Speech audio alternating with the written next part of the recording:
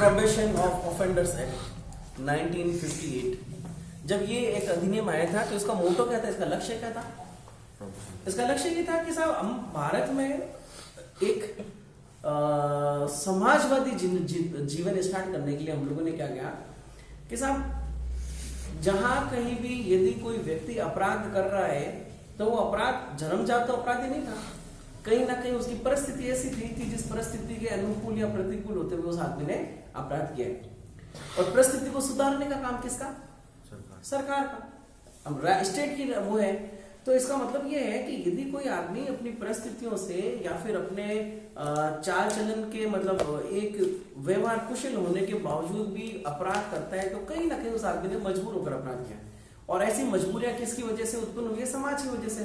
और समाज में ऐसी मजबूरियां उत्पन्न नहीं करने का कर्तव्य किसका? सरकार का। तो यदि कोई आदमी इस तरह का ऑफेंस कर रहा है तो हमें लग रहा है कि उस आदमी ने अपनी इच्छा से ऑफेंस नहीं किया, कहीं ना कोई मजबूरी थी, कोई ना कोई परेशानी थी, इस वजह से ऑफेंस किया। तो हमारा भारतीय समाज ये कह रहा है आप अपराध से नफरत करो।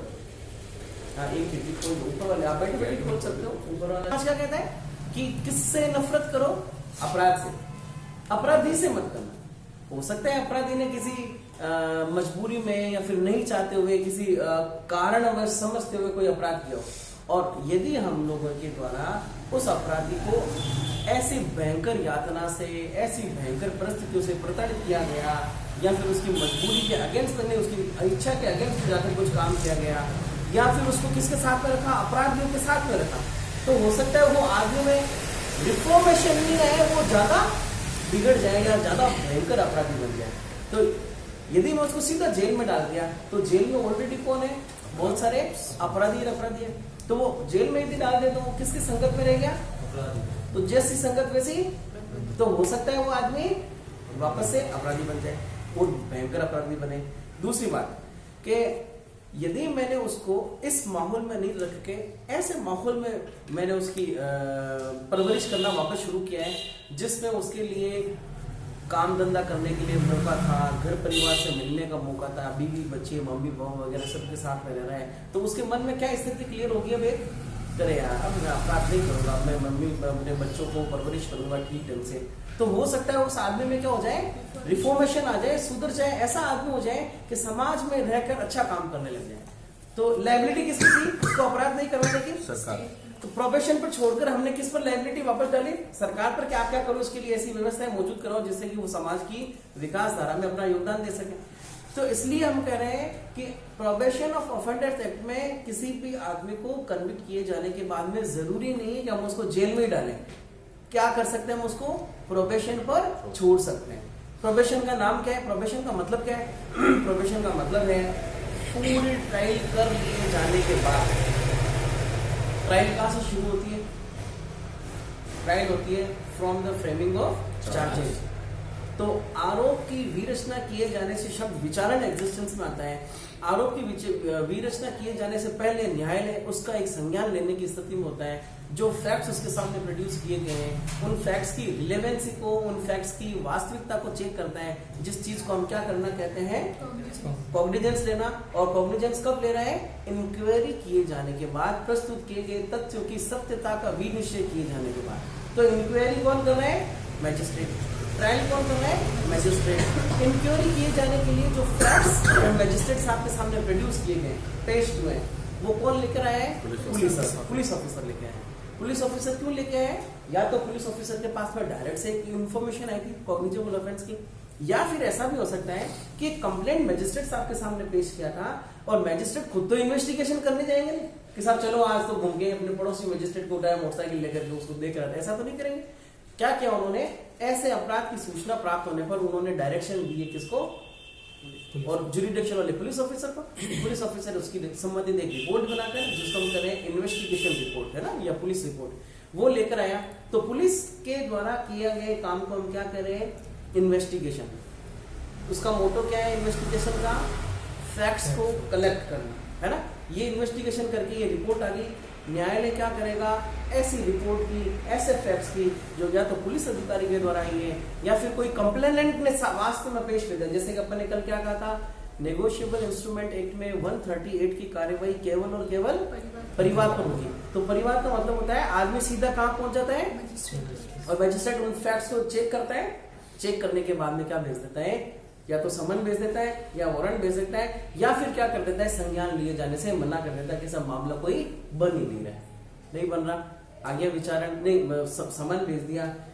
समन या वारंट भेजकर आदमी को अपने सामने प्रोड्यूस कर लिया, तो उसको हम मजिस्ट्रेट साहब के द्वारा एक बात कह के शुरू की जाती है कि साहब आपके विरुद्ध आपके द्वारा इस व्यक्ति के विरुद्ध इस समय इस दिन ऐसा अपराध किए जाने का कृत्य मेरे सामने प्रस्तुत किया गया है जो मेरे संज्ञान में है, क्यों नहीं आपका विचारण किया जाए। तो वो कहता है सर ये जो ऑफेंस है वो तो मेरे विरुद्ध गलत लगा है, ये लगा वो लगा है। और यदि वो कह दे और अपनी बात को साबित कर दे तो मैजिस्ट्रेट साहब अपने द्वारा की गई कार्रवाई को क्या कर देगा, खत्म कर लेगा, यदि वो बियॉन्ड रीजनेबल डाउट इस बात को प्रूफ कर देता है तो। या फिर वो कहता है कि सर नहीं सर मैं तो क्या चाहता हूँ, विचारण चाहता हूँ। जैसे उसने विचारण चाहने, अच्छा या तो वो कहते हैं कि हाँ सर मैंने ऐसा ऑफेंस किया, तो मैजिस्ट्रेट उसकी गिल्टी को एक्सेप्ट करते हुए मामले को दोष मुक्ति में परिवर्तित कर सकता है, हाथों हाथ से प्रोबेशन पर भी छोड़ सकता है।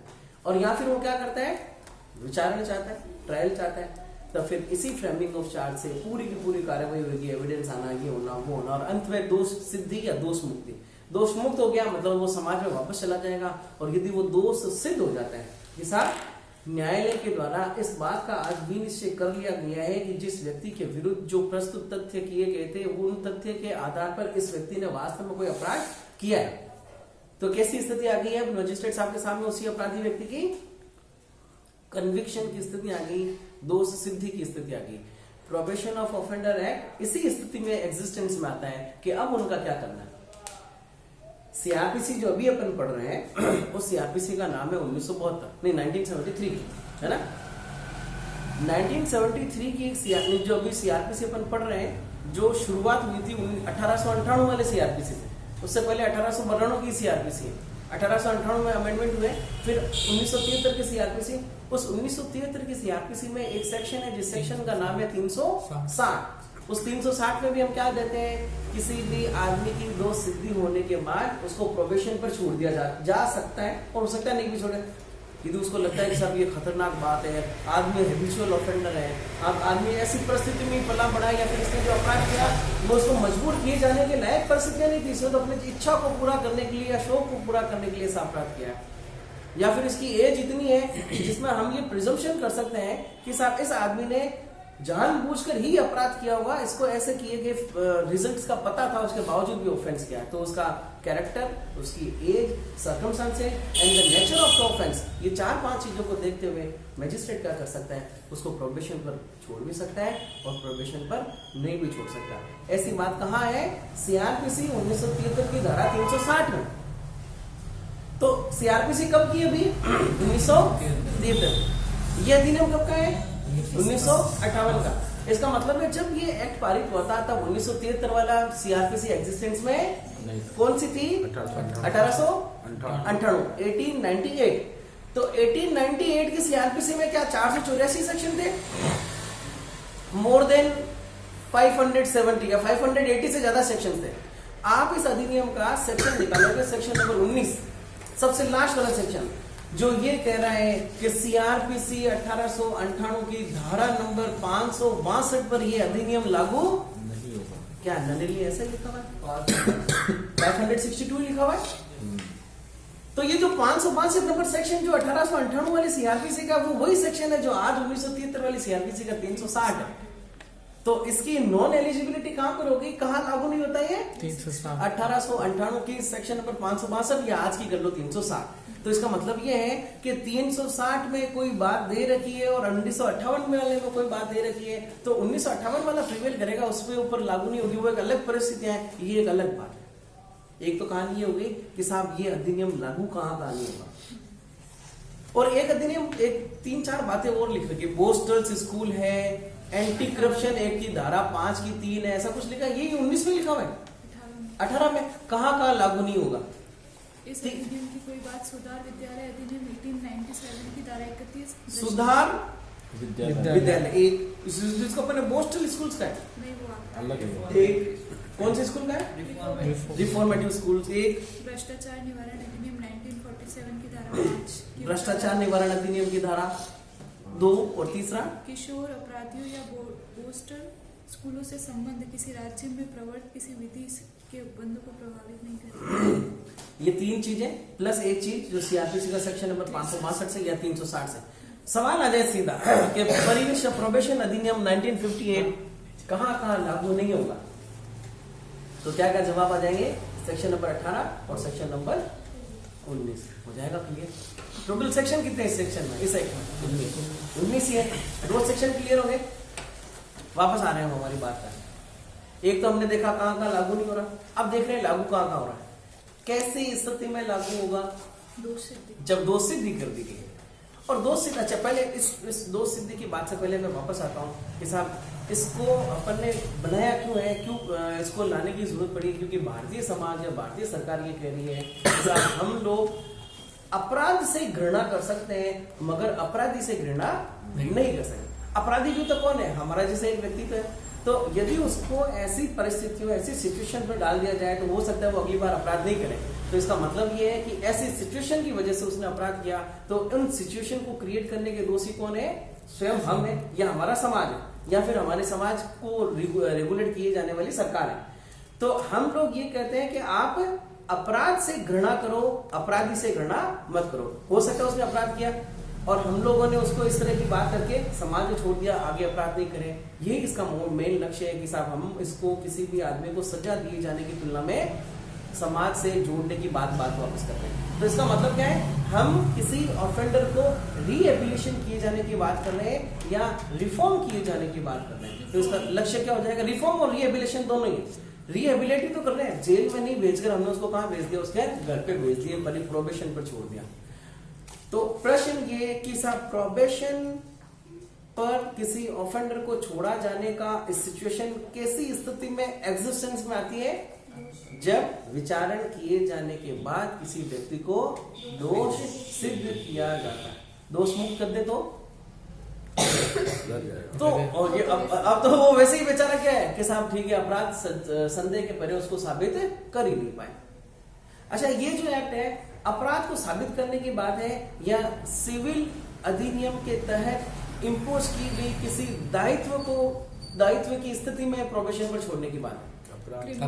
क्रिमिनल की तो इसका सिविल से कोई लेना देना नहीं है। ऐसा नहीं हो कि सर मैंने इससे 5 लाख रुपए लिए, कोर्ट ने मेरे को कह दिया कि साहब है ना लो 5 लाख रुपए दो, आपने इसके खाके बैठो में सर पहली बार ही खाए, मुझे छोड़ो नहीं। तो ये प्रोबेशन एक्ट किस पर लागू होगा? सर अगली बार नहीं होगा कि यार अगली बार तो बाप जी एक बार तो खाइए ना, तो एक बार जो आए पैसे उसका भी तो अधिकार है। तो अब क्या कर रहे हैं? प्रोबेशन पर छोड़ रहे हैं। प्रोबेशन का मतलब क्या है? सदाचार। नाम से पता चल रहा है एक ऐसा आचार जो कि सत हो, सद का मतलब सत्य। ये सदाचार शब्द है ना, सत्य आचरण से ही बना है। तो अब के बाद में वो कैसा व्यवहार करेगा समाज में? सदाचार करेगा, सबके साथ मिलेगा, बैठेगा, प्यार मोहब्बत से, लड़ाई झगड़ा नहीं करना या फिर एग्रेसिव नहीं होना, चाहे वो परिवार में हो चाहे वो समाज में हो, किसी के साथ भी। कौन कह रहे हैं? मैजिस्ट्रेट साहब के साथ देखो ध्यान रखना, कन्विक्शन हो गया है और कोर्ट ने किन किन चीजों को ध्यान रखा है? उसकी एज, उसका character, nature of offence and circumstances.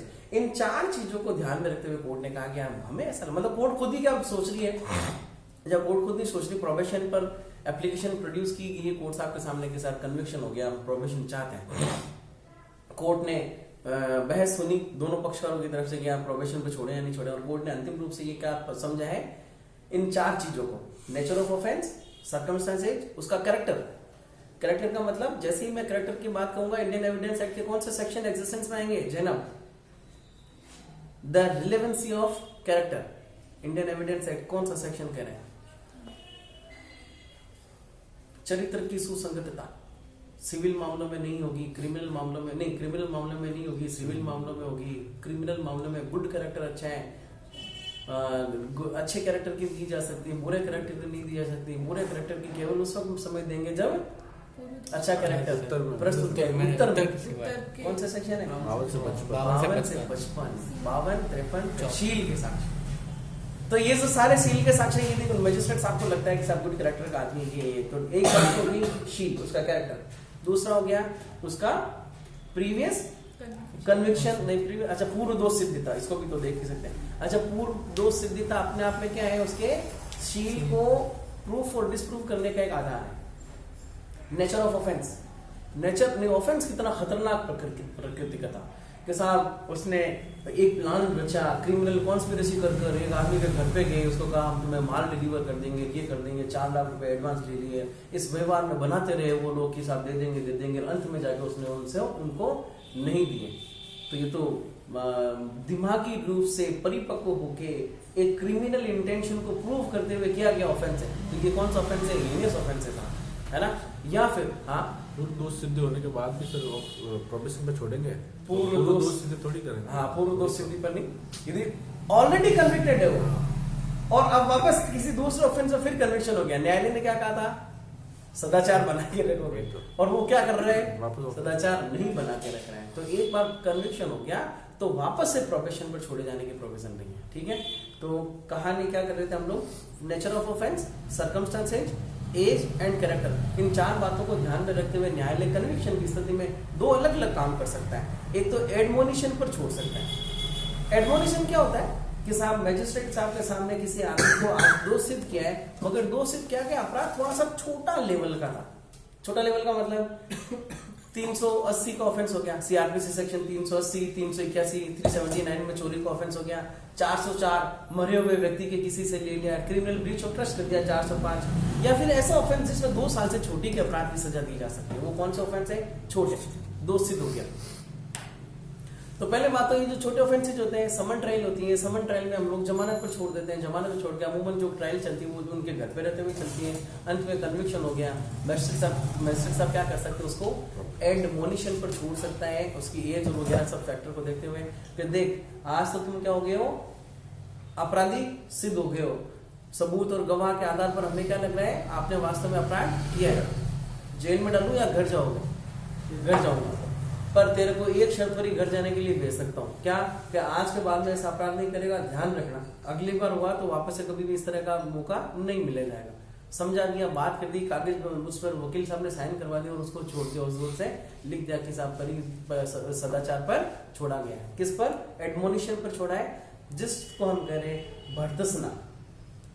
भर्त्सना होता है ना, एक पॉलिटिकल पार्टी के द्वारा दिए गए किसी स्टेटमेंट पर दूसरे पॉलिटिकल पार्टी कहती है कि इस पॉलिटिकल पार्टी के दिए गए आचरण की हम क्या करते हैं, भर्त्सना करते हैं। भर्त्सना का मतलब है उसको खरी खोटी सुनाते हैं, या फिर उसको हम एक्सेप्ट नहीं करते, या फिर ये इस तरह की बात है जो व्यवहार में नहीं होनी चाहिए, कर दी उसकी भर्त्सना, छोड़ दिया। Section number 3। तो सेक्शन नंबर 3 ने किस पर छोड़ा है, भर्त्सना। कोर्ट ने किस स्थिति पर आने के बाद छोड़ा, दोष सिद्धि। कौन से अपराधों में दोष सिद्धि, छोटे अपराधों में। अब एक कहानी और होती है कि साहब ऑफेंस ऐसा किया है जैसे कि चोरी कर ली, डकैती कर ली, मार पिटाई कर ली, कोर्ट ने ट्रायल करके पता चला कि साहब इसको तो 2 साल की सजा दी, 2 साल की सजा दी। वकील साहब ने इसको फेवर में एक एफिडेविट पेश किया कि सर हमारा कोई प्रीवियस हिस्ट्री नहीं रही है, उम्र भी इसकी कम है, कन्विक्शन भी मतलब जो परिस्थितियां थी वो भी ऐसी खतरनाक नहीं रही है, और ऑफेंस भी सर इसने तो बचाव का काम कर रहा था और वो अगला खुद ही मार रहा था, फिर ये मारेगा नहीं तो मार तो खाएगा नहीं, ऐसी सारी परिस्थितियों से वो परिचित होते हुए मजिस्ट्रेट साहब ने अंतिम रूप से कहा कि यार वास्तव में चलो ठीक है, इसको प्रोबेशन पर छोड़ते हैं। तो सेक्शन नंबर 3 ने तो केवल भर्त्सना पर छोड़ दिया था। सेक्शन नंबर 4 क्या कह रहा है, भर्त्सना पर नहीं छोड़ेगा, सदाचार की प्रोबेशन पर, परिवीक्षा पर छोड़ेगा। इसका मतलब क्या है, उससे एक बॉन्ड भरवाएगा कि साहब आज के बाद मैं इस तरह का काम नहीं करूंगा। और ये जो जब भी बॉन्ड होता है ना बेटा, तो बॉन्ड 2 तरह के होते हैं।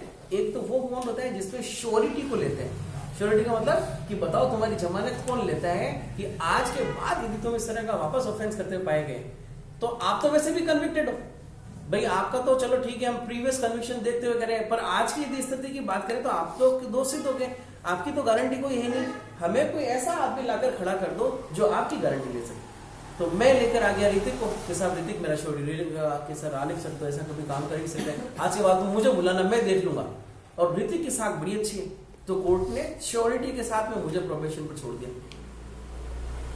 अब मेरे द्वारा कोई ऑफेंस किया गया, मान लो वापस से उस सदाचार की परिवीक्षा पर नहीं रखा, नहीं मैं सदाचार पर नहीं रहा, और कोर्ट ने मेरे को सम्मन भेज दिया कि साहब आओ, इस तरह की बात है और मैं नहीं जा रहा, तो कोर्ट के पास में क्या ऑप्शन है? ऋतिक को बुलाएंगे, सर आपने गारंटी ली थी, या तो आप उसको हमारे सामने प्रोड्यूस करो, और यदि आप नहीं कर पाते हो तो फिर आपने जो गारंटी ली थी हम उसको सीज करेंगे, बताओ क्या कर रहे हैं। तो फिर ऋतिक अपनी तरफ से एफर्ट्स करेगा, मेरे को पकड़ के लेके आया, खड़ा कर दिया। कोर्ट कह रही है कि साहब आपको मैंने जिस शर्तों पर छोड़ा था उन शर्तों का आपने उल्लंघन किया। मैंने कहा हाँ सर किया है। तो अब आपकी जो कंडीशंस है ना, उन कंडीशंस में मैं फेरबदल कर रहा हूँ, ध्यान रख लेना। तो मैंने कहा यार सर मैंने तो कोई ऑफेंस ऐसा किया ही नहीं है। तो कह रही कि सर नहीं, हम तो जो कंडीशंस थी उन कंडीशन में फेरबदल करेंगे। आपकी श्योरिटी कौन थे? मैंने कहा ऋतिक। साहब ऋतिक को लाओ, लाया। कोर्ट ने कहा कि आरिफ साहब को जिस प्रोबेशन पर छोड़ा गया था उन कंडीशन पर फेरबदल कर रहे हैं, क्या तुम तैयार हो? क्या ऋतिक ने कहा कि सर मेरे को एक बार गलती हुई, घड़ी घड़ी गलती कौन करूं मैं तो इन कंडीशन के साथ बिल्कुल भी तैयार नहीं हूं। तो अब कोर्ट क्या करेगा? मुझे कहेगा नया लेके आओ, नहीं तो फिर जेल में जाओ। और मान लो कि साहब मैं नया नहीं ले पाता तो फिर वो जिस कन्विक्शन में मुझे दोष सिद्ध किया गया था, मैंने अपनी प्रोफेशन की शर्तों का उल्लंघन कर दिया, तो वो सजा हो गई। और नया लेकर आ गया तो हो सकता है मैंने फर्स्ट कंडीशन पे, मतलब फर्स्ट सिचुएशन पे अपनी कंडीशन पे जो कंडीशंस इंपोज की गई थी उसको मैंने इन्फ्रिंज किया, तो जुर्माना भी दिया जा सकता है, जुर्माने का आदेश भी हो सकता है। और वो जुर्माने का आदेश कितना है? इस एक्ट के हम सेक्शन नंबर 8 में पढ़ेंगे, 50 रुपए का जुर्माना है मात्र। प्रथम बार की दोष सिद्धि में, मतलब प्रथम बार की ऐसी कन्विक्शन कर दिया गया है, उसमें जुर्माना 50 रुपए का। 1958 एक बहुत पुराना अधिनियम है, इसमें 50 रुपए की धनराशि, एक अकूत धनराशि हुआ करती थी। 50 रुपए पर तो लोग बाग महीने में काम करते थे।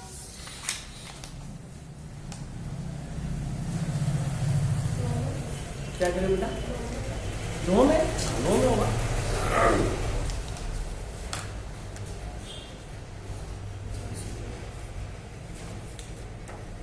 हो गया चेंज करने, कई सारे एक्ट चेंज करने। अभी अपन आईपीसी से आईपीसी चेंज किए तो पूरे समाज में हाहाकार मच रहा है कि कैसे चेंज हो गया। तो बाप ने करते हैं, धीरे धीरे चलता है ये। चलो वापस आए पर अपनी बात पर। हम एक साधारण समझ बना रहे हैं कि प्रोबेशन ऑफेंडर एक्ट में हो क्या रहा है। तो सेक्शन नंबर 4 में कन्विक्शन जिस आदमी को दिया गया है, बस केवल इन दो बातों का कन्विक्शन नहीं हो, या तो डेथ सेंटेंस का नहीं हो और या फिर लाइफ टाइम इम्प्रिजमेंट का नहीं हो। यदि मैं किसी आदमी को, मजिस्ट्रेट साहब ने किसी आदमी को डेथ सेंटेंस की सजा पारित कर दी और कहा कि साहब आज के बाद तेरे को प्रोबेशन पर छोड़ रहे हैं, तो ये जो डेथ सेंटेंस की सजा पारित की गई है उसके साथ स्वयं के साथ मजाक नहीं है। एक बात ये। दूसरी, भारतीय न्याय पद्धति ये करिए कि हम डेथ सेंटेंस कौन से अपराध में पारित करेंगे या कौन सी स्थिति में पारित करेंगे? रेयरेस्ट टू रेयर, एक ऐसा रेयर टू रेयरेस्ट है ना, एक ऐसा अपराध जो कि गंभीर मतलब संगीनता से भी संगीन अपराध, उसी स्थिति में डेथ सेंटेंस। डेगाना में एक मैटर हुआ था, पोक्सो कोर्ट ने, जो कि रेखा शर्मा करके पोक्सो जज थी, मामा ने अपने भांजी के साथ, करीब 6 साल की थी, पोक्सो का अपराध करके ऑन द स्पॉट उसकी डेथ भी कमिट कर दी थी, भाटा नेक कर उसको वहां पर ही। तो ये क्या ऑफेंस है बेटा? रेयर से रेयरेस्ट ऑफेंस। एक तो 6 साल की बच्ची मासूम है ना, और उसके साथ में इस तरह का घिनौना कृत्य करके उसकी डेथ कमिट करता है, सीधा डेथ सेंटेंस। तो एक तो कि हम वैसे भी रेयर से रेयरेस्ट स्थिति में डाल रहे हैं कि साहब डेथ सेंटेंस, और डेथ सेंटेंस की सजा दिए जाने के बाद में भी क्या कर रहे हैं, हम उसको प्रोबेशन पर छोड़ रहे हैं। तो ये किसके साथ अन्याय है? विक्टिम के साथ में। तो कहा कि साहब एक तो आप डेथ सेंटेंस को छोड़ दो और एक आप लाइफ टाइम इम्प्रिजमेंट को छोड़ दो, है उसमें शायद मेरे हिसाब से शब्द है। इन दोनों स्थिति को छोड़ दो। इन दो स्थिति के अलावा आप किसी भी अपराध की दोष सिद्धि की स्थिति में किसी अपराधी व्यक्ति को प्रोबेशन पर छोड़ सकते हो, बट शर्त क्या है? वो जो 4 क्राइटेरिया है ना, कौन कौन से? प्रीवियस कन्विक्शन, मतलब सर्कमस्टांसेस, नेचर ऑफ ऑफेंस, उसका कैरेक्टर, उसकी एज और कैरेक्टर, प्रकृति अपराधी की और परिस्थिति। उम्र नहीं है ना, तो ये जो शब्द उम्र बार बार करें उसको हटा देना यहाँ से।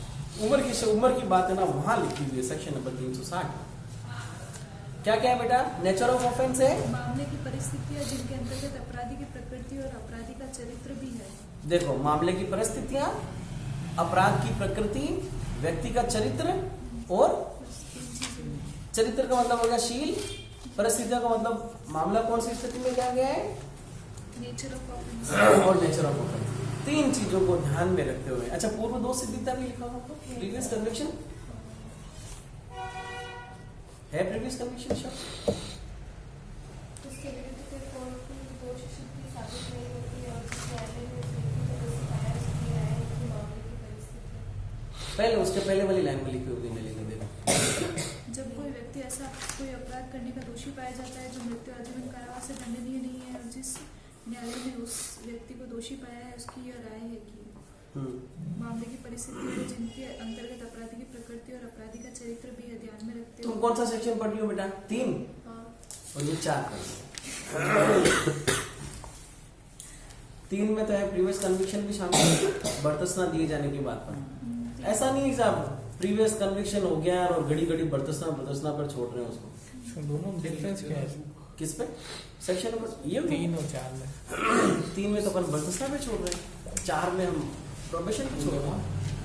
3 के सेक्शंस बता दीजिए, किसी के 379, 380, 379, 380, 381, 404, 405 और एक ऐसे अपराध जिसमें 2 साल से कम की सजा दी गई है, ऐसी स्थिति में जब उसकी दोष सिद्धि होती है तो परिवीक्षा पर छोड़ने की जरूरत नहीं, बर्तस्ना पे छोड़ सकता है।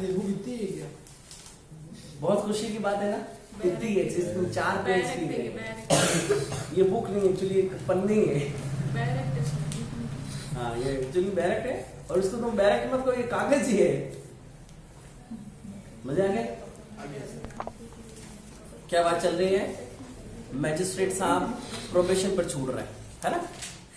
तो मैजिस्ट्रेट जब प्रोबेशन पर छोड़ेगा तो हो सकता है किसी आदमी का सलाह मशवरा भी ले।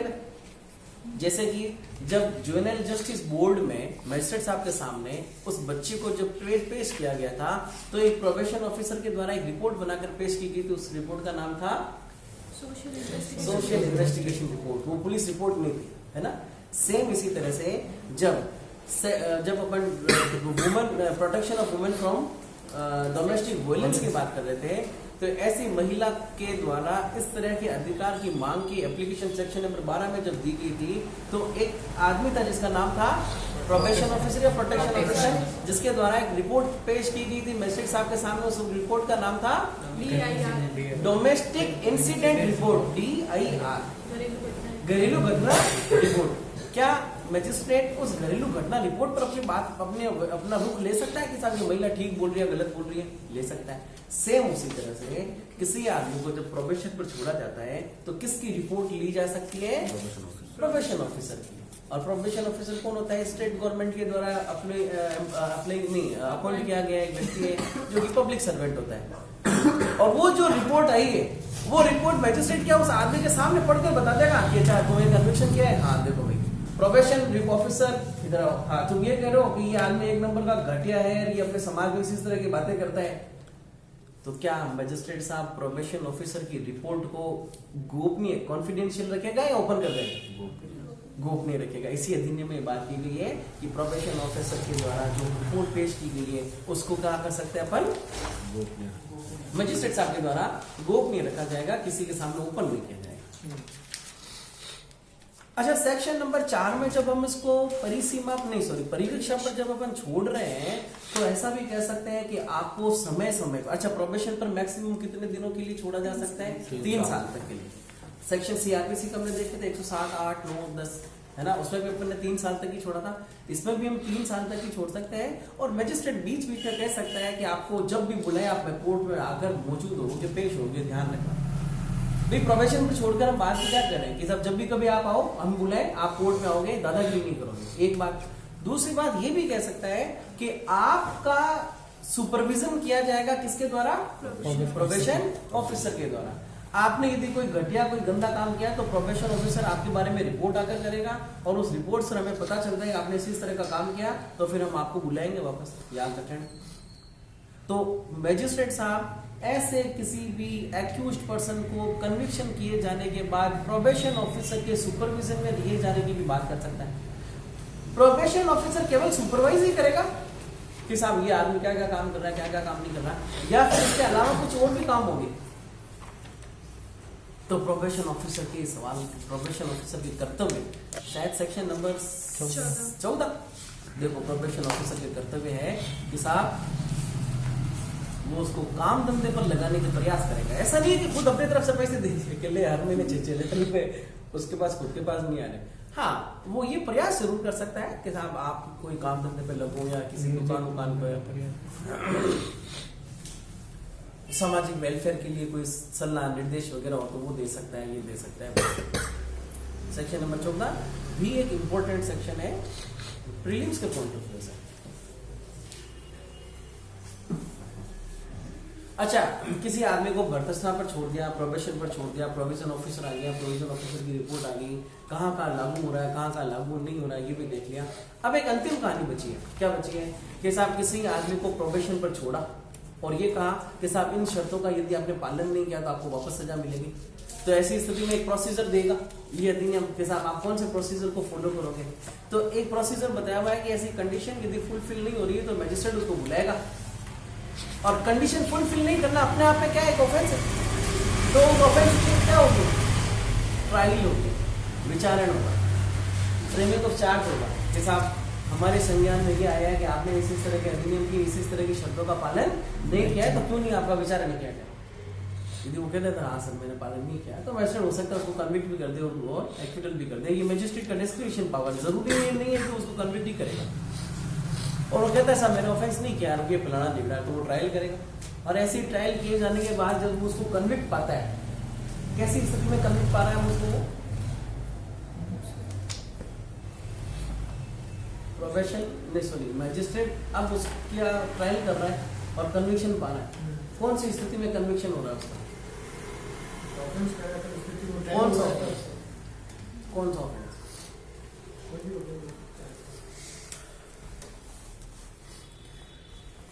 तुम्हारा दिमाग तो खराब नहीं देती, किसी को छोड़ना है ना। कौन सी स्थिति में छोड़ना, अब अभी अपन लोग बैठे हैं, अपन को बुला सकते हैं कि आज के बाद शर्त पर छोड़ता हूँ तुझे, ऐसी बात में, या फिर कौन सी स्थिति है। कि वो कोई जमानत देगा दूसरा आदमी आके तो उससे फिर दे, तो उसकी जमानत क्यों ले रहा है कोई, कि भाई आदमी ऐसा काम नहीं कर सकता, ये ऑफेंस कमिट नहीं कर सकता, मैं इससे गारंटी ले सकता हूँ ऐसे। पर उसकी गारंटी क्यों ले रहे हैं। मतलब अभी आप बैठे हो, बर्षक साहब का फोन है कि आप घर पे आओगे, मेरे कोर्ट में आओ और लो तुम्हारा गारंटर लेके आओ, ऐसा नहीं होता। तो फिर केस कब होता है, जब सर वो चार्ज वो क्या हो जमानत क्या कर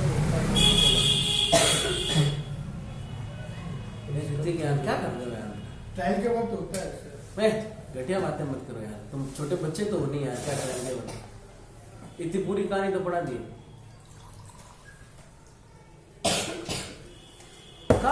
कन्विक्ट होगा। जब किसी अपराध में दोष सिद्ध होगा तब छोड़ेगा ना, प्रोबेशन पर कोई भी अपराध हो सकता है। ये क्या बातें हैं यार, बच्चे तो वो नहीं यार जो आपको हर बात थोड़ी सी समझदारी रखो, क्या पढ़ रहे हो उसको समझो तो सही। छोड़ना कब आता है, जो कमिट होगा तो क्या कमिट होता है, ऑफेंस कमिट होगा, अपराध कमिट होता है। अपराध कमिट होने के बाद में उसकी पूरी विचारण हुई, मैजिस्ट्रेट ने सब के सब एविडेंस लिए और सबूत और गवाहों को मद्देनजर रखते हुए मैजिस्ट्रेट ने कहा कि साहब तुमने ही अपराध किया है, अब प्रोबेशन पर।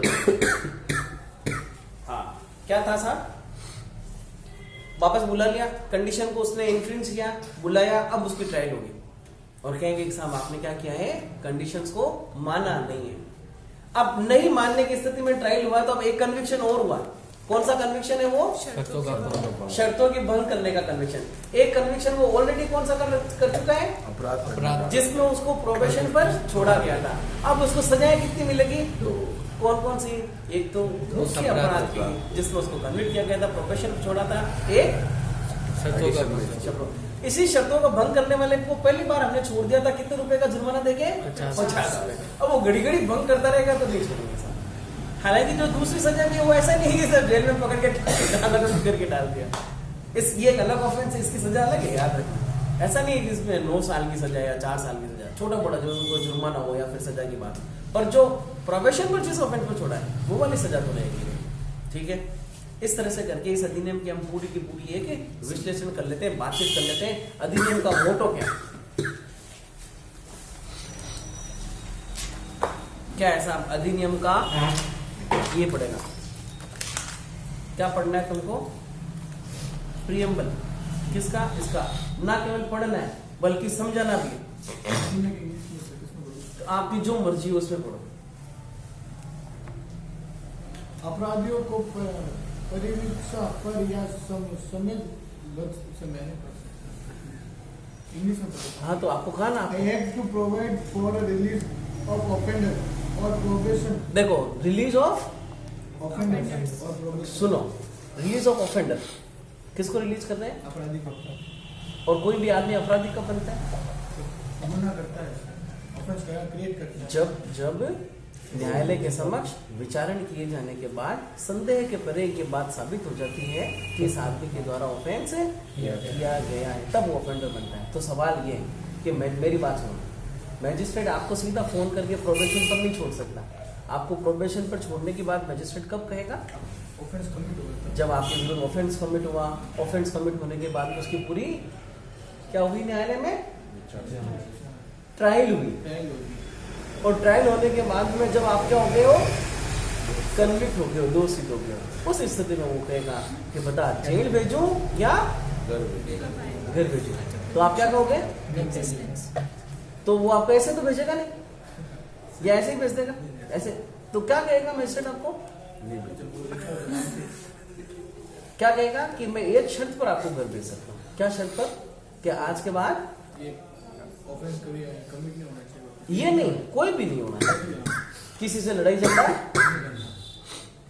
और मार्केट में आवारागर्दी करते हुए नहीं पाएगा। जहां पर कहने के लिए निकले हो सीधा वहीं जाओगे, बीच में कहीं रुकोगे नहीं। ठीक है, तो इन्हीं तरह की शर्तें लगा सकता है। सुनो मेरी बात। तो ये जो न्यायालय किसी आदमी के द्वारा अपराधी की दोष सिद्धि, कन्विक्शन हुई जाने, after the conviction of N accused the condition imposed by the magistrate that is called name by probation. जो शर्तें इम्पोज की जा रही है किसी एक्यूज्ड आदमी पर after conviction, that conditions are being called name by probation. वही शर्तें, वही सदाचार बनाए रखने की बात जो मैजिस्ट्रेट साहब के द्वारा किसी आदमी को कब कही जा रही है? जब उसकी दोष सिद्धि हो गई है और अब जाके समाज में अच्छा आचरण करे, इसको हम करें प्रोबेशन। तो मैजिस्ट्रेट आपको सीधा फोन करके नहीं बुला सकता। क्यों नहीं बुला सकता? हाँ, आपको कहे कि साहब ले एक 40,000 रुपये का जुर्माना भर और वो बाद में जा मार्केट में प्रोबेशन पर जा। फोन करके सीधा बुला सकते हैं? कब बुला सकते? कमिट होगा तब बुलाएगा। केवल ऑफेंस कमिट होगा तब नहीं, वो तो मैं केवल ऐसे ही कह सकता हूँ जाकर, जैसे ऋतिक ने ना मेरी कुर्सी तोड़ दी, भाई ये एक्चुअली ऑफेंस ही था, रिश्त ही, इसको मिसचीफ कहते हैं। मेरी संपत्ति को खुर्द बुर्द करना रिश्त ही करना, ऑफेंस हो गया। तो ऑफेंस करते वो प्रोबेशन पर छोड़ देगा आपको? कब छोड़ेगा? कमिट होगा तो नहीं छोड़ेगा। देखो कमिट होगा ना तब तो पुलिस पकड़ के लेके आएगी, मैजिस्ट्रेट के सामने छोड़ दी, मैजिस्ट्रेट जमानत पर छोड़ देगा, आपको प्रोबेशन पर नहीं छोड़ेगा। प्रोबेशन पर कब छोड़ेगा? जब पूरी ट्रायल हो गई, साक्ष्य हो गए, जिरे हो गई, एग्जामिनेशन चीफ हो गई, री एग्जामिनेशन हो गया, मेन एग्जामिनेशन हो गया, संदेह के बने मैजिस्ट्रेट साहब ने आदेश पारित कर दिया कि साहब तुमने क्योंकि आरिफ साहब की कुर्सी तोड़ी है अतः आपको 2 महीने की सजा दी जाती है जेल की। ठीक है, अब मैजिस्ट्रेट क्या कर सकता है? सजा देगा और क्या करेगा? सजा तो दे दी, बच्चों की तरह बात नहीं करना है, सजा तो दे दी। अब वो क्या कर सकते हैं? आपको प्रोबेशन पर छोड़ सकते। तो प्रोबेशन पर कब छोड़ता है कोई मैजिस्ट्रेट?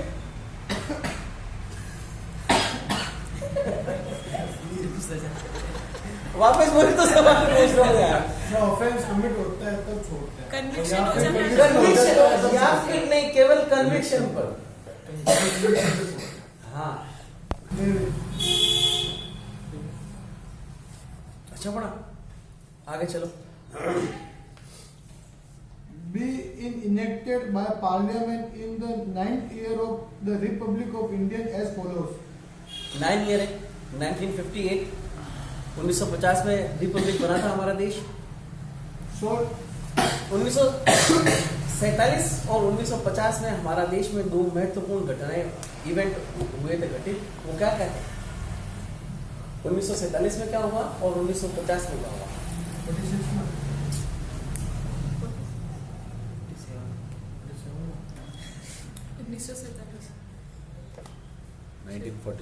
डेट भी बता दो सर।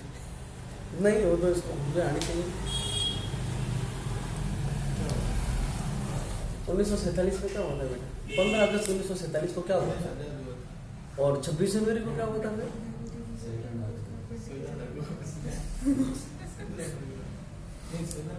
हाँ तो बताओ 26 जनवरी को और 15 अगस्त को क्या क्या हुआ? 15 अगस्त को तो सब देश आजाद हुआ था, रिपब्लिक डे मनाते हैं। रिपब्लिक बन गया 15 अगस्त को? 15 अगस्त को बनाते हैं। रिपब्लिक बनाते हैं?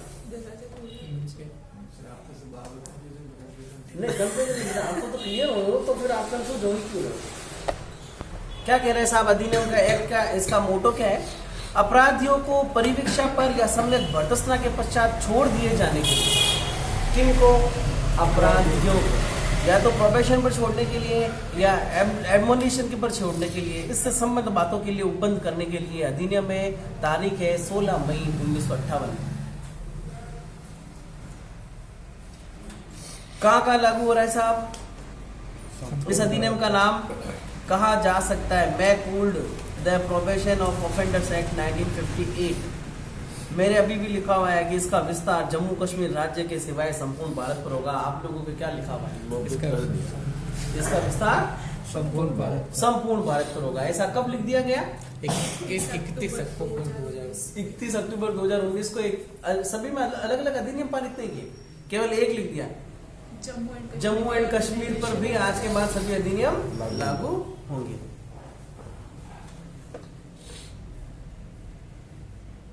छुट्टी करते ऋतिक नाम होगा। Section number 2। अच्छा एक बार पहले मैंने भी कुछ बातें लिख रखी हैं। अपराधी को किसी अपराध की दोष सिद्धि पर सदाचार बनाए रखने का आश्वासन पर दंड से मुक्त किया जाना परिवीक्षा। लिखो डेफिनेशन लिखो।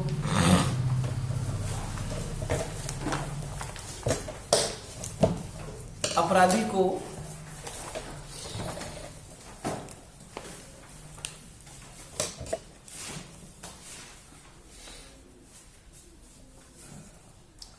को किसी अपराध की दोष सिद्धि पर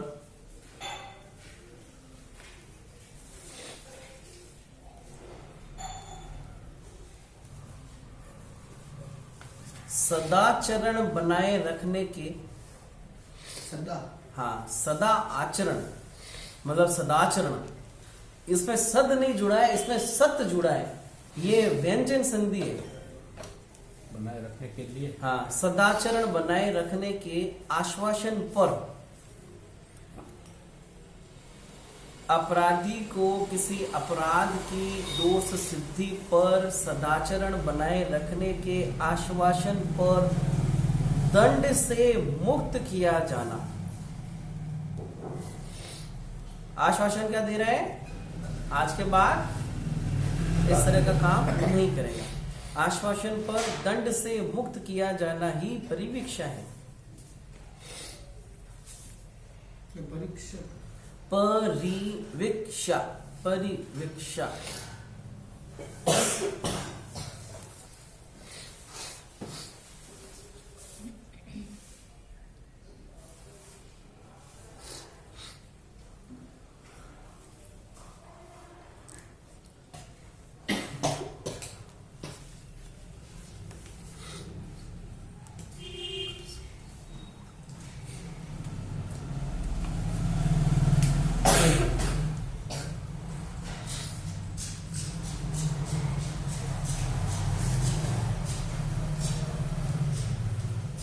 सेक्शन नंबर 2 परिभाषा।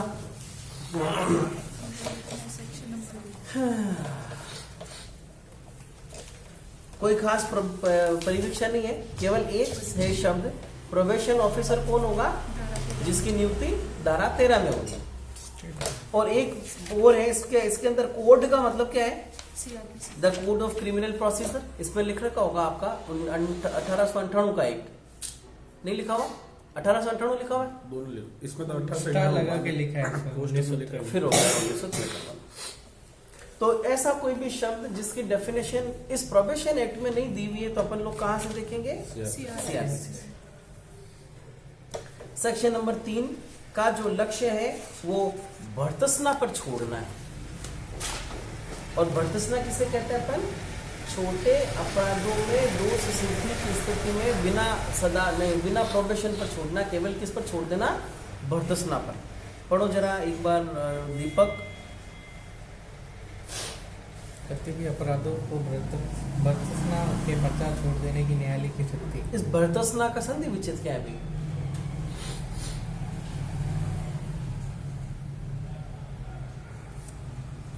शासना देखना पड़ेगा, अच्छा शब्द है वैसे।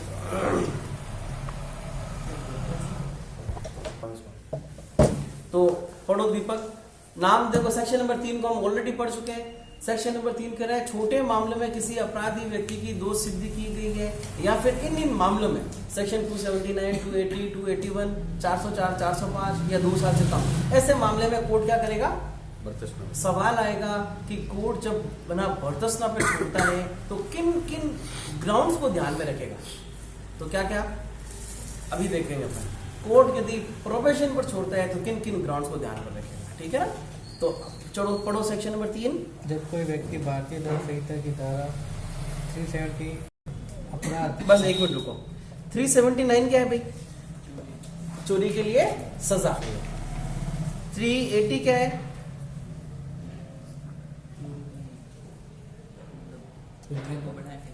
उद्यापन क्या है बताओ? 380 उद्यापन नहीं है तो चोरी है, लेकिन थोड़ा सा उसका एग्रीवेटेड फॉर्म है। क्या है ये? थेफ्ट इन ड्वेलिंग हाउस है ना? ड्वेलिंग हाउस का मतलब एक ऐसी जगह जहां पर हम खजाना या फिर घर परिवार में सामान रखते हैं, या तो किसी की दुकान में घुसकर चोरी या किसी के घर में घुसकर चोरी। ड्वेलिंग हाउस को मतलब निवास स्थान को ऊपर जाकर चोरी करना। ये जो 0 है ना, 80 वाला 0, इसका हमने एक सिक्के का तरह डिनोट किया था। ये गोल सिक्का, और वो सिक्का हम कहाँ रखते हैं? या तो दुकान के दराज में या घर की अलमारी में। तो ये सिक्का का मतलब है कि कोई आदमी चोरी कर रहा है तो कहाँ? दुकान में घुसकर या घर में घुसकर। गृह भेदन करके नहीं। एक तो होता है गृह भेदन, होता है दूसरे की इच्छा के बिना। आप आगे मेरे घर में आ गए अभी, या फिर मैं आपके घर में आ गया, क्या मैंने गृह भेदन किया? यदि मकान मालिक की परमिशन है तो गृह भेदन नहीं है।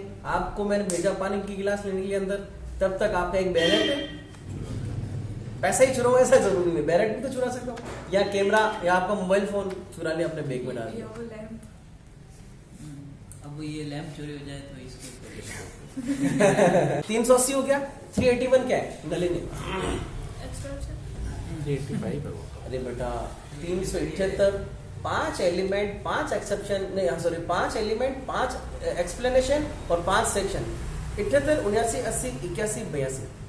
तो 378 से लेकर 382 तक के 5 जो सेक्शन है वो चोरी है, एग्रीवेटेड फॉर्म्स पे चोरी है। तो 380 तो कहा घर में, ड्वेलिंग हाउस में, और 381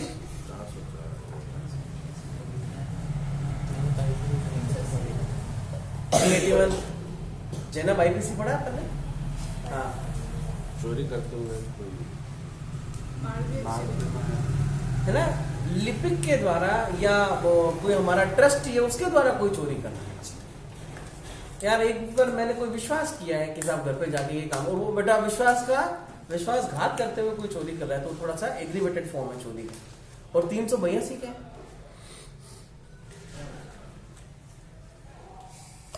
चोरी किसी आदमी की मृत्यु कारित करने की तैयारी के साथ करना, तो वो तो थोड़ा भयंकर अपराध है। और वो भयंकर अपराध की स्थिति में जब हम संपत्ति के विरुद्ध किसी भी व्यक्ति की नहीं, संपत्ति के विरुद्ध किए गए अधिक अपराधों की स्थिति में किसी भी व्यक्ति की डेथ कमिट करने की स्थिति में सेक्शन नंबर 100 तो शरीर के विरुद्ध, और सेक्शन नंबर 103 है संपत्ति के विरुद्ध, जिसमें हमने क्या कहा था? ऐसी स्थिति में चोरी किए जाने की स्थिति जबकि आपको लगे कि अन्यथा आपकी डेथ कमिट कर दी जाएगी।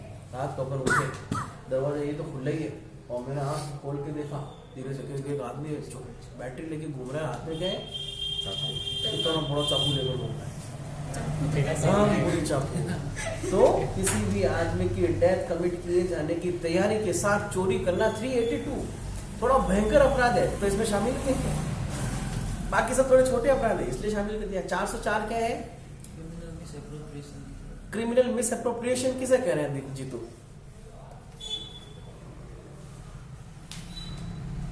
अपराधी दुर्विनियोग मत बोल देना, ये उसकी हिंदी है।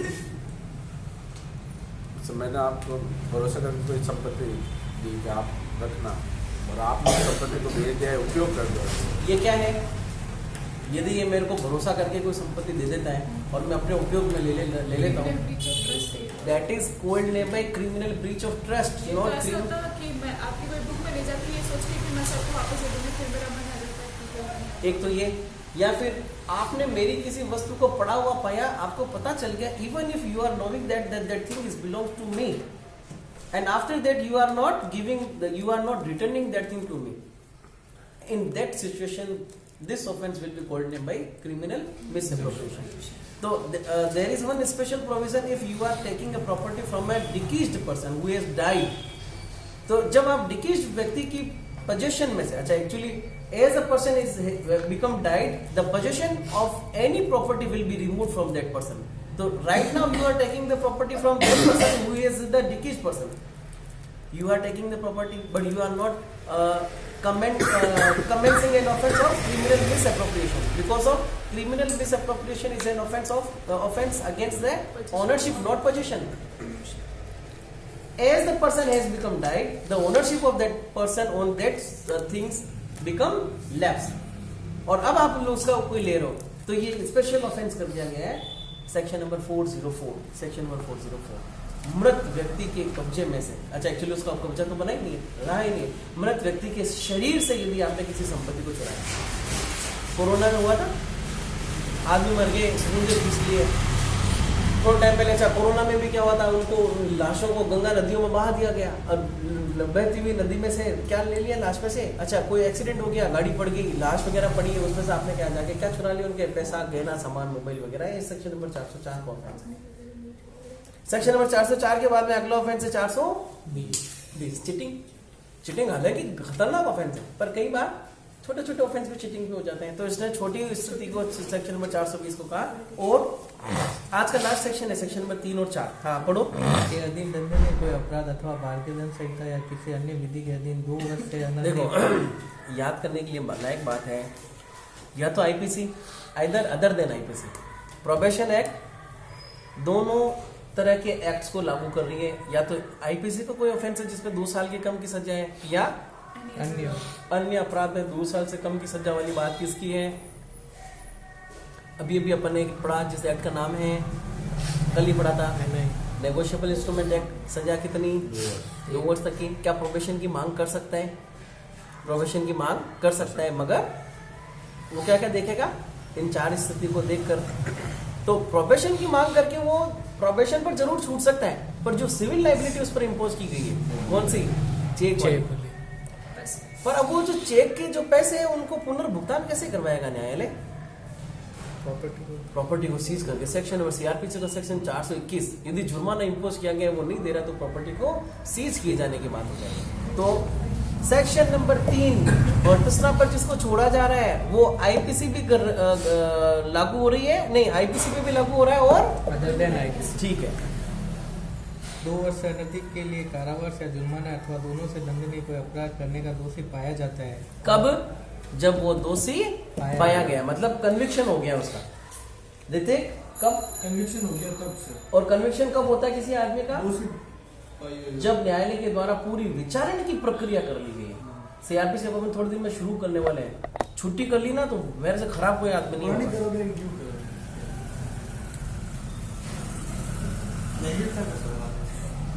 चिंता का विषय नहीं है। आगे चलो। और उसके विरुद्ध कोई पूर्व दोष सिद्धि साबित नहीं होती है। और जब एडमोनिशन पर छोड़ा जा रहा है तो प्रीवियस कन्विक्शन को भी देखा जा रहा है। मान लो छोटे अपराधों में ही उसकी प्रीवियस कन्विक्शन हो रखी है और अपन ने एडमोनिशन पर उसको छोड़ दिया, तो क्या वापस एडमोनिशन पर छोड़ेंगे उसको? नहीं। तो प्रीवियस कन्विक्शन हो गया एक। और जिस न्यायालय ने उस व्यक्ति को दोषी पाया है उसकी ये राय है कि मामले की परिस्थितियों को जिसके अंतर्गत अपराध की परिस्थिति और अपराधियों का चरित्र भी है ध्यान रखते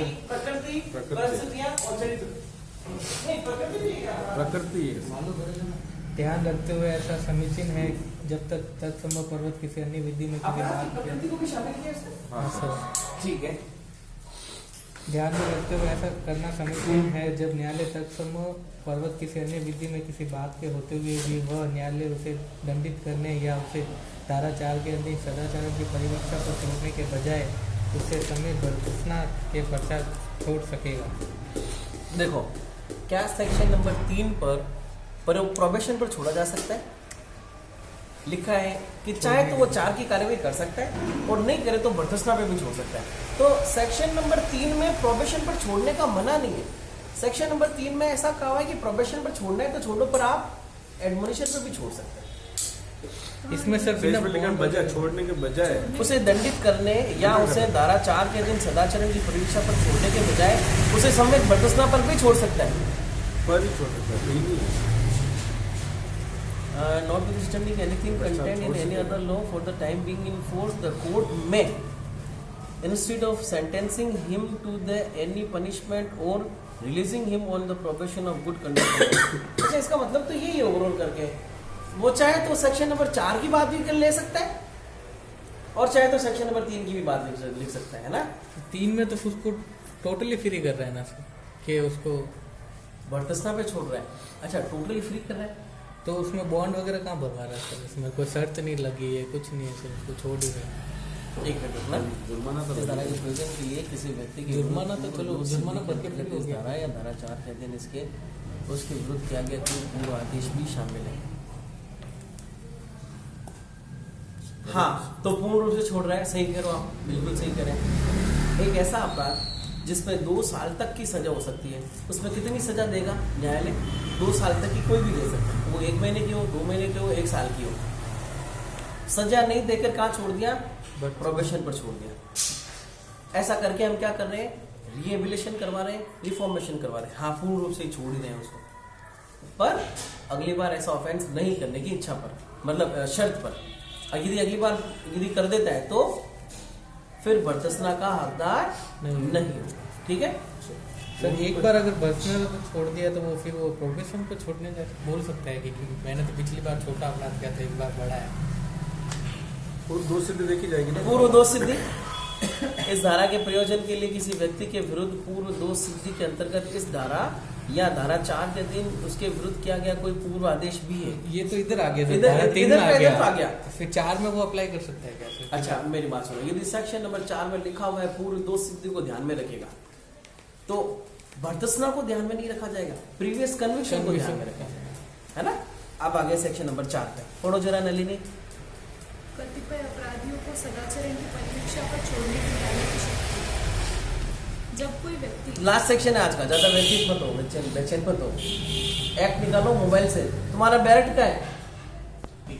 जब कोई व्यक्ति ऐसा कोई अपराध करने का दोषी पाया जाता है जो मृत्यु या आजीवन कारावास से दंडनीय नहीं है। पहले बात तो 2 चीजों को एक्सक्लूड कर दो। कन्विक्शन किस किस अपराध में नहीं हुआ है? मृत्यु या आजीवन कारावास की सजा उसको नहीं हुई है। और जिस न्यायालय ने उस व्यक्ति को दोषी पाया है उसकी यह राय है कि मामले की परिस्थिति, कौन सा न्यायालय? जिसने दोषित किया है, वही न्यायालय जिसने दोषित किया है। क्या राय है? मामले की परिस्थितियों को जिनके अंतर्गत अपराध की प्रकृति और अपराधी का चरित्र भी है। देखो, मामले की परिस्थिति, अपराध की प्रकृति और अपराधी का चरित्र। अब अपराध के चरित्र में हम क्या चीज लेके आएंगे? Previous conviction. जब प्रीवियस कन्विक्शन है तो फिर वो उसका चरित्र ठीक है नहीं। हाँ, ध्यान में रखते हुए उसे सदाचरण की परीक्षा पर छोड़ देना समीचीन हो। तब तत्समय प्रवर्त किसी अन्य विधि में किसी बात के होते हुए भी न्यायालय देखो अन्य विधि, कौन सी विधि? अदर सीआरपीसी की सेक्शन नंबर 360 या 562, वो उसमें लिख रखा है कि साहब, उसमें क्या लिखा हुआ है पता है? उसमें लिख रखा है कि आप प्रोबेशन पर छोड़ो, पर 7 साल से ज्यादा के अपराधी को प्रोबेशन पर आप नहीं छोड़ सकते। अब ये कह रहा है किसी भी अन्य बात के होते हुए भी वह न्यायालय उसे तुरंत दंडित करने के बजाय निर्देश दे सकेगा कि उसे प्रतिभोग के सहित या उसके बिना उसके द्वारा ऐसा बंध पत्र पर देने पर छोड़ दिया जाए कि वह 3 वर्ष से अनधिक ऐसी कालावधि के दौरान जैसी न्यायालय निर्दिष्ट करे कितने साल तक की 3 आहूत किए जाने पर उपस्थित होगा और दंडादेश प्राप्त करेगा और इस बीच परिशांति कायम रखेगा और सदाचारी रहेगा।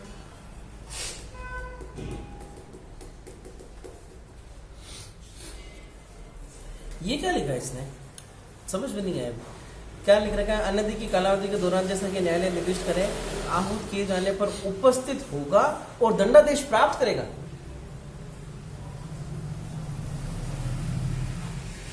आहूत होगा और दंडादेश प्राप्त करेगा और इस बीच परिशांति कायम रहेगा। ये करे तुरंत दंडित करने के बजाय, तुरंत दंडित करने के बजाय निर्देश दे सकता है कि 3 वर्ष अनधिक कालावधि के लिए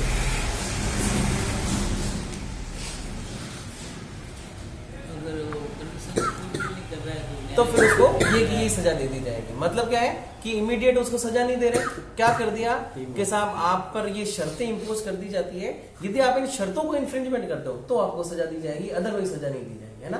तो कितने साल तक के लिए कर सकते हैं अपन उसको? 3 वर्ष तक के लिए, ठीक है। परंतु न्यायालय किसी अपराधी के ऐसे छोड़ दिए जाने का निर्देश तब तक नहीं देगा जब तक उसका समाधान नहीं हो जाता कि अपराधी या उसके प्रतिभूक का यदि कोई हो नियत निवास स्थान या उस स्थान में नियमित उपजीविका है जिस पर वह न्यायालय अधिकारिता का प्रयोग करता है या जिसमें अपराधी उस कालावधि के दौरान रहने की संभाव्यता है जिसके लिए वह बंद पत्र देता है। क्या कहा इसने? प्रोविजो में उसी एरिया में रहना चाहिए, वापस एक बार ना। परंतु न्यायालय किसी अपराधी के ऐसे छोड़ दिए जाने का निर्देश तब तक नहीं देगा जब तक कि उसका समाधान नहीं हो जाता है कि अपराधी या तो अपराधी या उसके प्रतिभू का यदि कोई हो नियत निवास स्थान या उस स्थान में नियमित उपजीविका। देखो शब्द लिख रखा है नियत निवास स्थान, उसके जुरिडिक्शन में होना जरूरी नहीं है। किस का? या तो ऑफेंडर का और या फिर उसके सिक्योरिटी का, जो श्योरिटी का, जिसने उसकी श्योरिटी ली है। क्या होना चाहिए? वो वाला श्योरिटी भी आवारा नहीं होना चाहिए। भाई कोई भी कोर्ट जब जमानत लेगी तो ये बात तो निश्चित करेगी ना कि साहब ये आदमी है जिसकी जो समाज में किस स्थिति को मेंटेन कर रहा है, समाज में कहाँ रह रहा है, या कोई काम धंधा कारोबार कर रहा है नहीं कर रहा है। एक आवारा आदमी को आप बाउंड कर सकते हो क्या? उस जब नंगा नहाएगा क्या निचोड़ेगा क्या? उसके पास खुद के पास कुछ नहीं, क्या किया? जब श्योरिटी लिया जा रहा है तो कोर्ट किस बात को डिटरमिन करेगा? एक आदमी ऐसा है जिसकी श्योरिटी ले रहे हैं, जिसकी समाज में कुछ क्रेडिट है, कुछ ना कुछ साख है, तो क्या कह रहे हैं कि नियत निवास स्थान या उस स्थान में नियमित उपजीविका होनी चाहिए, है ना, जिस पर वह न्यायालय अधिकारिता का प्रयोग करता है, या जिस नियत निवास स्थान या उपजीविका होना चाहिए जिस पर वह न्यायालय अधिकारिता का प्रयोग करता है। कहाँ होनी चाहिए? जहां उस कोर्ट का जुरिडिक्शन हो, ठीक है ना, प्रयोग करता है, या जिसमें अपराधी के उस कालावधि के दौरान रहने की संभाव्यता है जिसके लिए वह बंद पत्र देता है, और या फिर उसका निवास स्थान कहाँ हो सकता है, मतलब या सिक्योरिटी कहाँ का हो सकता है। पाली में अपराध किया पर वो कह रहा है सर मैं तो जोधपुर रहता हूँ, जोधपुर काम धंधा करता हूँ, तो इस बात को भी निश्चित करेगा कि साहब वास्तव में जोधपुर में उसका काम धंधा कारोबार वगैरह है या नहीं। यदि इस बात को वो सेट नहीं कर पाता तब फिर प्रोबेशन नहीं दिया जाएगा, ना तो श्योरिटी और ना ये, ठीक है ना। तो ये जो प्रोवाइज है उसको थोड़ा ठीक ढंग से पढ़ना बेटा। आगे चलो। धारा 1 के अधीन कोई आदेश से पूर्व न्यायालय मामले के बारे में संबंधित परिवीक्षा अधिकारी की रिपोर्ट पर यदि कोई हो विचार करेगा। लिख रखा है शेल, यदि प्रोबेशन पर छोड़ा जाता है तो न्यायालय क्या करेगा? प्रोबेशन ऑफिसर के द्वारा दी गई एक प्रोबेशन ऑफिसर रिपोर्ट, एक परिवीक्षा रिपोर्ट पर, ये सेम वही बात होगी जैसे कि अपने देखा था social investigation report, domestic event report, नहीं इंसिडेंट्स रिपोर्ट और ये प्रोबेशन रिपोर्ट, ठीक है। जब धारा 1 के अधीन आदेश किया जाता है तब यदि न्यायालय की राय है कि अपराधी और जनता के हितों में ऐसा करना समीचीन है तो वह उसके अतिरिक्त एक पर्यवेक्षण आदेश पारित कर सकेगा। एक मिनट, पर्यवेक्षण का मतलब क्या है? सुपरविजन में रहना। तो सुपरविजन में रहने का आदेश किस स्थिति में पारित किया जा रहा है? जब न्यायालय की राय है कि अपराधी और जनता के हितों के लिए ऐसा करना समीचीन है। याद रखना, सुपरविजन किसी आदमी को दिए जाने का आदेश न्यायालय के द्वारा कब किया जाता है? जब न्यायालय इस ओपिनियन में है कि जनता के हितों और अपराधों के लिए ऐसा करना जरूरी है, जिसमें यह निर्देश होगा कि अपराधी आदेश में नामित किसी परिवीक्षा अधिकारी के पर्यवेक्षण के अधीन 1 वर्ष से कम न होने वाली ऐसी कालावधि के दौरान रहेगा जो उसमें भी निर्दिष्ट हो, और ऐसे पर्यवेक्षण आदेश में ऐसी शर्तें अधिरोपित कर सकेगा जैसी वह अपराधी सम्यक पर्यवेक्षण के लिए आवश्यक समझता है। तो ऐसा सुपरविजन में रहने का आदेश कितने समय तक के लिए होगा? मिनिमम 1 वर्ष। मिनिमम नहीं, मिनिमम नहीं है, 1 वर्ष तक, 1 वर्ष से कम ना होगा। हाँ, मिनिमम 1 वर्ष। और प्रोबेशन पर कितने टाइम के लिए रखते हैं? 3 वर्ष, अधिकतम 3 वर्ष। ठीक है। उपधारा 3 के अधीन पर्यवेक्षण आदेश करने वाला न्यायालय अपराधी से अपेक्षा करेगा कि छोड़े जाने से पूर्व वह ऐसे आदेश में विनिर्दिष्ट शर्तों का निवास स्थान मादक पदार्थों से प्रवृत्ति या किसी अन्य बातों के बारे में ऐसी अतिरिक्त शर्तों का जैसी न्यायालय विशिष्ट परिस्थितियों का ध्यान रखते हुए उसी अपराध की पुनरावृत्ति को या अपराधी द्वारा अन्य अपराधों को किए जाने को रोकने के लिए अधिरोपित करना ठीक समझे पालन करने के लिए प्रतिभुओं के सहित एक या बिना एक बंद पत्र दे। क्या कहा? क्योंकि मान लो ऐसा कोई प्रोबेशन जिस आदमी को कन्विक्ट किया गया है वो नशेड़ी आदमी है, तो उसको बाउंडेशन बढ़ा सकता है कि साहब ऐसे इस तरह का काम की पुनरावृत्ति मत करना या फिर नशा पता वगैरह मत करना। ठीक है। उपधारा 3 के अधीन पर्यवेक्षण आदेश करने वाला न्यायालय आदेश के निबंधनों और शर्तों को अपराधी को समझाएगा और प्रत्येक अपराधी प्रतिभू यदि कोई हो से और संबंधित परिवीक्षण अधिकारी को तुरंत पर्यवेक्षण आदेश की प्रति देगा। क्या हो गया है? अपराधी को समझा दिया और प्रोबेशन अधिकारी को लेकर आएंगे कि साहब आप ये कॉपी पकड़ो और इसको सुपरवाइज करना है। क्या बात समझ में आ रही है मेरी?